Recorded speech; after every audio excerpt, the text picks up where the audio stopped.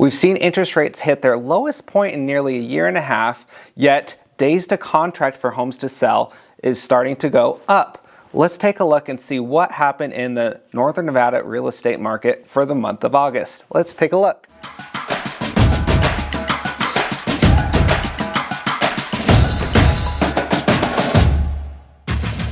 Starting out with prices, where did prices land? So we landed just slightly up, nearly the same at $610,000 for median home price. You remember last month we were at $607,500, so just a slight edge from last month. Now if we go over the full year, you can see this is the highest we've been for the full year and pretty close to that peak. I anticipate we're going to be leveled out here for this next, or for the rest of the year. We'll probably start to go down in the winter time. It's just very cyclical. You'll have a higher median home price in the summers and lower in the winters. Just kind of how the market goes here. Now, like I hinted, the median days to contract is starting to edge up more and more. We're at 26 days to contract. So what does that mean? The day you put your home on the market for sale till the day it gets an accepted offer. Now note this is median, which means that half of the homes that got an accepted offer were less than 26 days and half were more than that.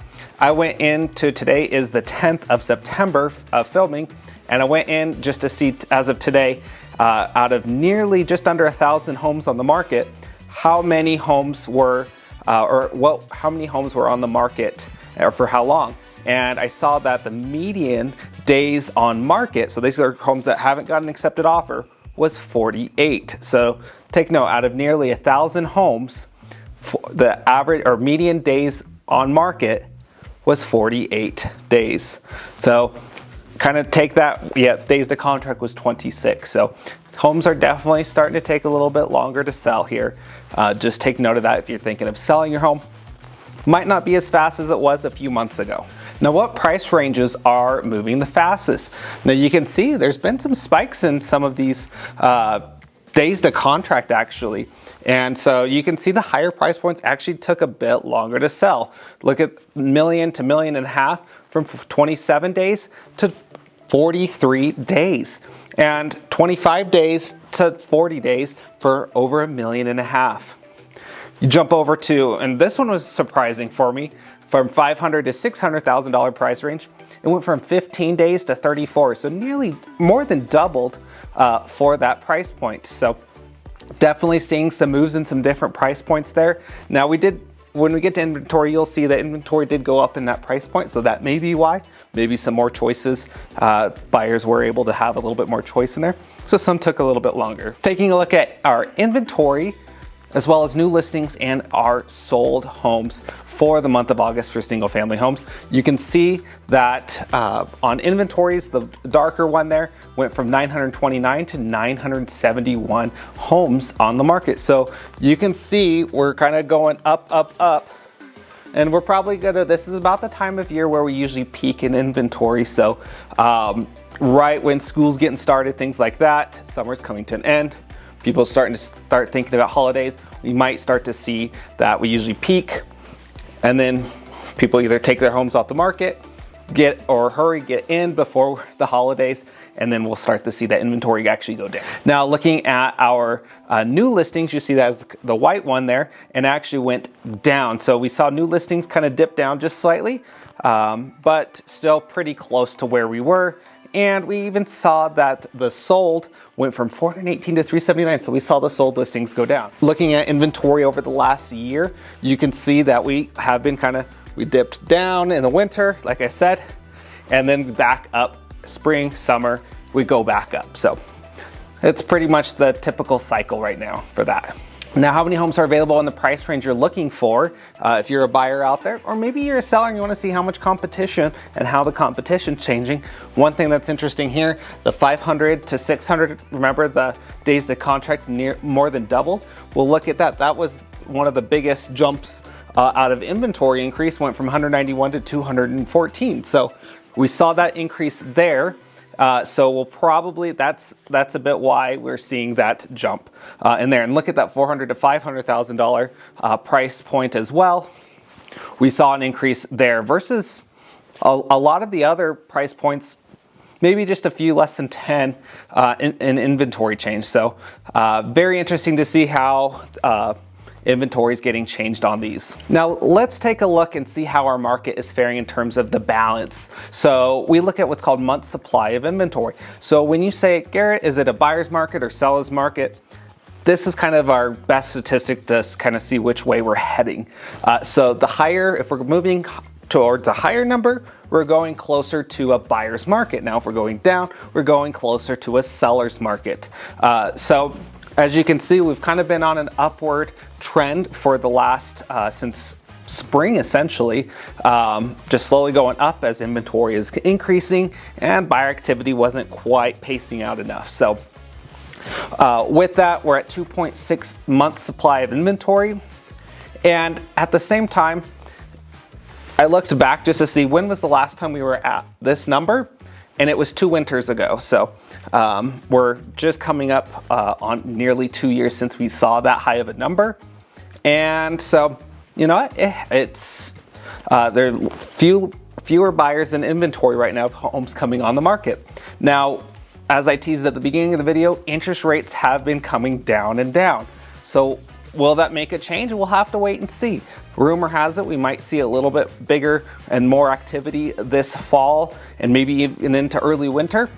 We'll have to check and see how that happens, but that's what some reports I've seen come out say. Looking at how many homes went pending for the month of August, I've got good news.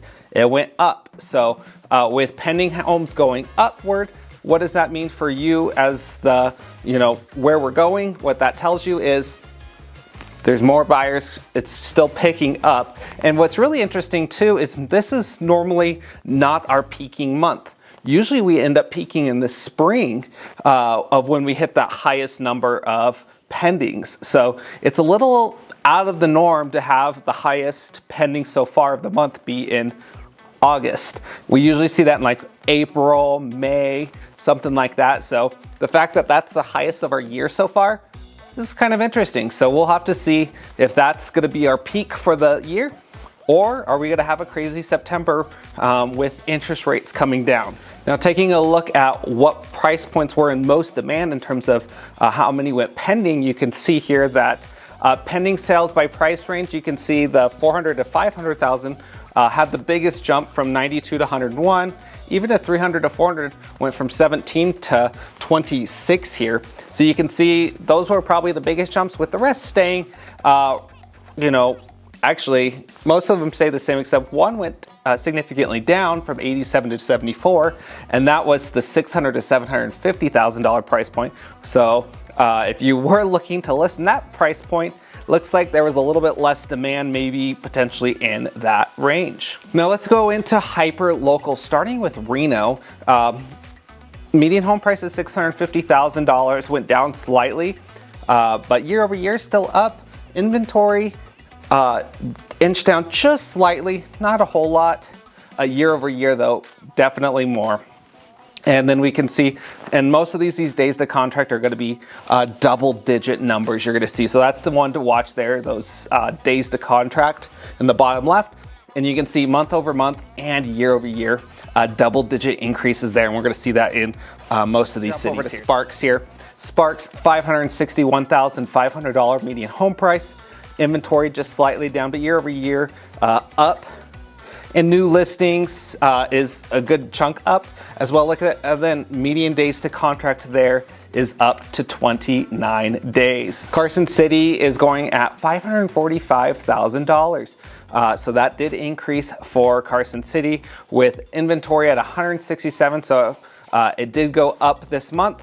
And you can see that the new listings went up as well.